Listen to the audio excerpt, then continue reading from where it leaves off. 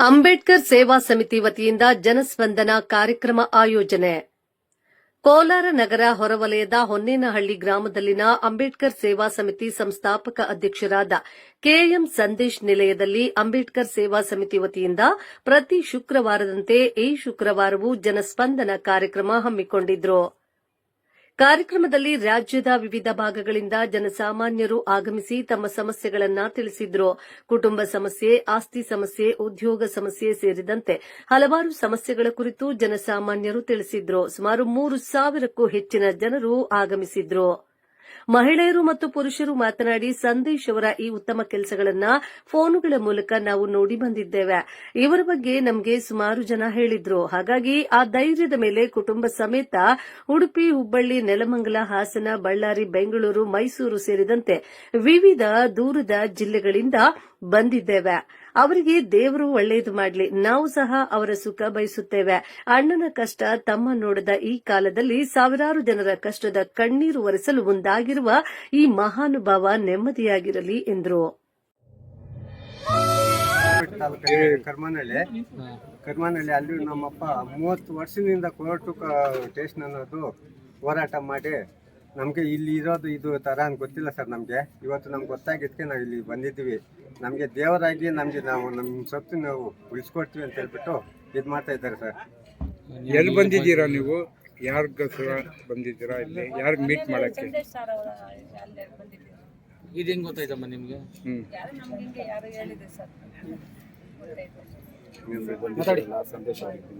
ಹೌದು ಸರ್, ಸಂದೇಶ ಮಾಡಿ ಕೇಳಿ ನೀವು. ಹೌದು ಸರ್, ಬಂದಿದ್ದೀವಿ ಸರ್.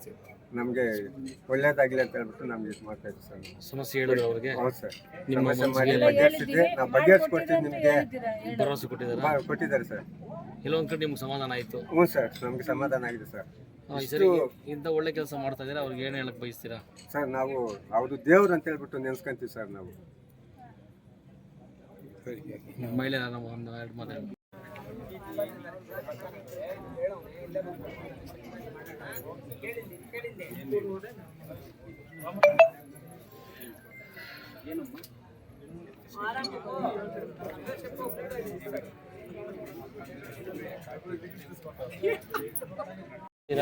ನಿಮ್ಮ ಹೆಸರೇನಮ್ಮ? ಲಿಂಗಮ್ಮ.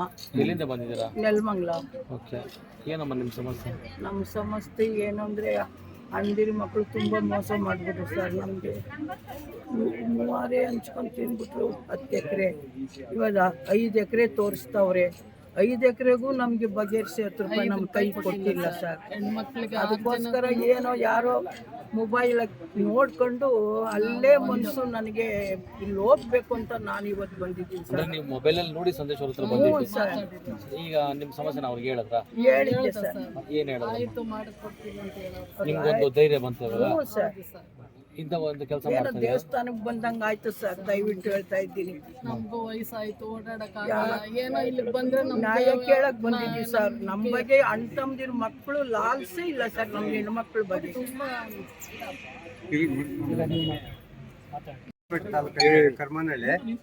ಕರ್ಮನಹಳ್ಳಿ ಅಲ್ಲಿ ನಮ್ಮಪ್ಪ 30 ವರ್ಷದಿಂದ ಕೋರ್ಟು ಸ್ಟೇಷನ್ ಅನ್ನೋದು ಹೋರಾಟ ಮಾಡಿ ನಮಗೆ ಇಲ್ಲಿ ಇರೋದು ಇದು ಥರ ಅಂತ ಗೊತ್ತಿಲ್ಲ ಸರ್. ನಮಗೆ ಇವತ್ತು ನಮ್ಗೆ ಗೊತ್ತಾಗಿದ್ದಕ್ಕೆ ನಾವು ಇಲ್ಲಿ ಬಂದಿದ್ದೀವಿ.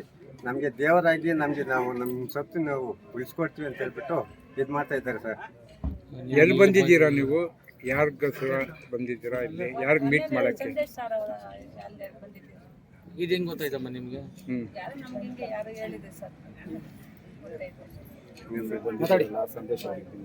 ಹೌದು ಸರ್, ಸಂದೇಶ ಮಾಡಿ ಕೇಳಿ ನೀವು. ಹೌದು ಸರ್, ಬಂದಿದ್ದೀವಿ ಸರ್. ನಮಗೆ ಒಳ್ಳೇದಾಗಲಿ ಅಂತ ಹೇಳ್ಬಿಟ್ಟು ನಮ್ಗೆ ಇದು ಮಾಡ್ತಾ ಇದ್ದೀವಿ ಸರ್. ಸಮಸ್ಯೆ ಹೇಳಿದ್ರು ಅವ್ರಿಗೆ? ಹೌದು ಸರ್, ಸಮಸ್ಯೆ ಮಾಡಿ ಬಗೆಹರಿಸಿದ್ರೆ ನಾವು ಬಗೆಹರಿಸ್ಕೊಡ್ತೀವಿ. ನಿಮಗೆ ಭರವಸೆ ಕೊಟ್ಟಿದ್ದಾರೆ ಸರ್. ಕೆಲವೊಂದು ಕಡೆ ನಿಮ್ಗೆ ಸಮಾಧಾನ ಆಯಿತು? ಹ್ಞೂ ಸರ್, ನಮಗೆ ಸಮಾಧಾನ ಆಗಿದೆ ಸರ್. ಇಂಥ ಒಳ್ಳೆ ಕೆಲಸ ಮಾಡ್ತಾ ಇದ್ದೀರಾ, ಅವ್ರಿಗೆ ಏನು ಹೇಳಕ್ ಬಯಸ್ತೀರಾ ಸರ್? ನಾವು ಅವ್ರದ್ದು ದೇವ್ರು ಅಂತ ಹೇಳ್ಬಿಟ್ಟು ನೆನ್ಸ್ಕೊಂತೀವಿ ಸರ್. ನಾವು ಮಹಿಳೆ ನಮ್ಮ ಒಂದು 2 ಮಾತಾಡಿ. ಅದಕ್ಕೆ ನಾವು ಬಂದಿದ್ದೀರಿ. ಒಳ್ಳೆ ಕೆಲಸ ಮಾಡ್ಲಿ, ನಾವು ಅವ್ರು ಚೆನ್ನಾಗಿರ್ಲಿ, ನಮ್ಗೆ ಏನೋ ಅನುಕೂಲ ಮಾಡಿಕೊಡ್ಲಿ ಅಂತ ಹೇಳಿ ಕೇಳ್ತಕೊಂತ ಇದ್ವಿ ಅಷ್ಟೇ.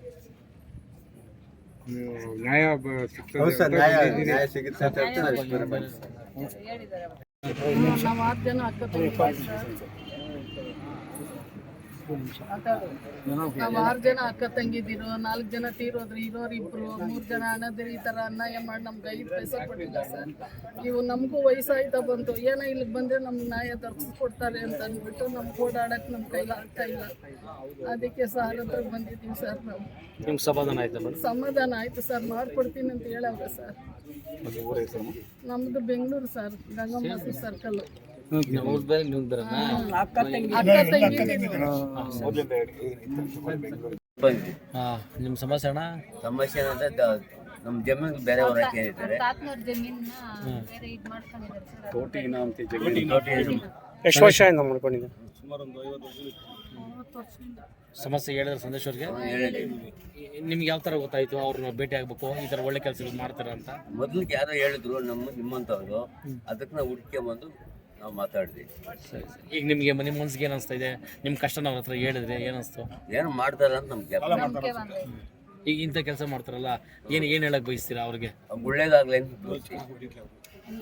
ಯಾಕಂದ್ರೆ ಇಷ್ಟು ಅನ್ಯಾಯ ಆಗಿರೋರಿಗೆಲ್ಲ ಗೊತ್ತಿರಲ್ಲ ಅಂಥವ್ರಿಗೆಲ್ಲ ನಾವು ಅನ್ಯಾಯ ಇವತ್ತು ಬಡವರು ಅನ್ನೋದು ಗುರುಸ್ತಾರೆ. ಅಣ್ಣ ಇವತ್ತು ಎಷ್ಟು ಜನ ಬಂದಿರ್ಬೋದು ಅಣ್ಣ ಇಲ್ಲಿಗೆ? ಇಲ್ಲಿ ಬೆಳಗ್ಗೆಯಿಂದ 1000 ಜನ ಬಂದೋಗಿದ್ದಾರೆ. ಹೋಗಿದಾರಾ? 1000 ಜನ, 2,000-3,000 ಜನ ಬಂದವರಾ? ಓಕೆ. ಎಲ್ಲರೂ ಒಂದು ನಿಮಿಷ ಹಿಂಗೆ ಅವ್ರನ್ನ ಕರ್ಕೊಂಡು ಹೋಗಿ ಮದುವೆ ಮಾಡ್ತಿದ್ನಲ್ಲ, ಅವ್ರೇನಾದ್ರಪ್ಪ? ಅವ್ರನ್ನೇನ ಕರ್ಕೊಂಡು ಹೋಗಿ ಮದುವೆ ಮೊನ್ನೆ ಇದಾಯ್ತಲ್ಲ, ಎಲ್ಲ ಏನಾಯ್ತದು ಅಷ್ಟೇ. ಕೇಸ್ ಇವ್ರು ಕಂಪ್ಲೀಟ್ ಆದ್ರೆ ಹುಡುಗ ಹುಡುಗಿರು ಫೋನು ಮಾಡಲ್ಲ ಅವ್ರು.